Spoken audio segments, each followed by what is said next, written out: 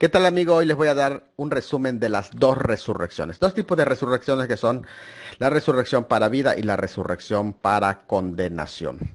Estamos hablando de dos categorías de resurrecciones o dos tipos de resurrecciones, y en este sentido no de un orden cronológico como uno y dos, sino que estamos hablando de que la resurrección para vida es llamada la primera resurrección o también es llamada la mejor resurrección.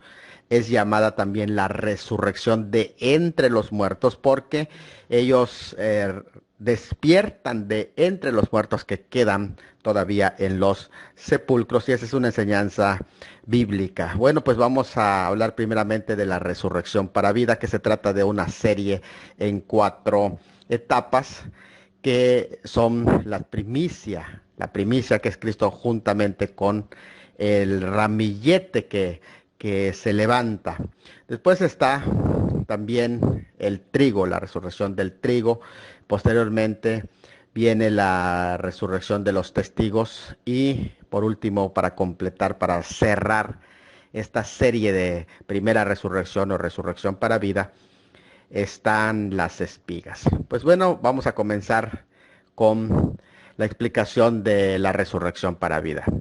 Primeramente, la resurrección de las primicias y el ramillete que allá es presentado es la resurrección de Cristo. En 1 Corintios 15, 23 dice que en la primera resurrección, que 1 Corintios nos habla de la serie de la resurrección para vida, porque allí no se habla de la resurrección para condenación, sino que se habla de la resurrección para vida.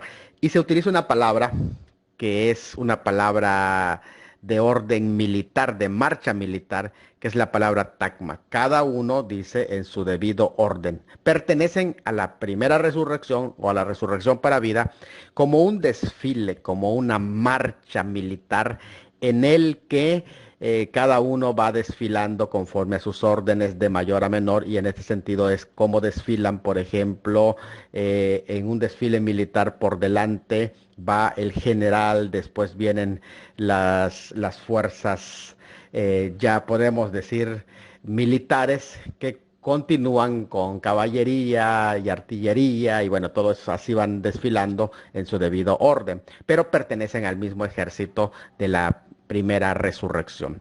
Entonces, hace 2000 años, Cristo, que es la primicia, y un ramillete que fue presentado en Mateo 27, 51 y 53, se habla de ese ramillete, se levantó de entre los muertos, que esta es resurrección para vida que podríamos llamar también el levantamiento de los que duermen. Toda esta primera resurrección es para los que duermen, no para los muertos, en ese sentido, sino para los que duermen en el Señor. Después viene el levantamiento del trigo. Esto sucede en 1 Tesalonicenses 4:13, que es los muertos en Cristo, los que están en Cristo. Y esto sucede en el arrebatamiento de iglesia, que también es parte de los que son de Cristo en su venida, pero estos son los que están en Cristo. No solamente son de Cristo, sino están en el cuerpo de Cristo. Durante el periodo de la gran tribulación posterior a esta resurrección para vida, está la resurrección de los dos testigos. Ellos también pertenecen a la primera resurrección porque son parte de la resurrección para vida. Y eso es a la mitad de la semana. Apocalipsis 11, 11 al 13, que es de la semana de la gran tribulación, la semana 70 de Daniel. Posteriormente están las espigas, que es la resurrección de Israel y los mártires que murieron en la gran tribulación, según Apocalipsis, que es mencionado y también Daniel 12:2, Apocalipsis 20:4. Bueno, pues allá es los que son de Cristo en su venida. Y con eso se cierra la sección de la primera resurrección, que ustedes pueden ver hacia la parte de abajo que se habla de una mañana de la resurrección y un día de la resurrección.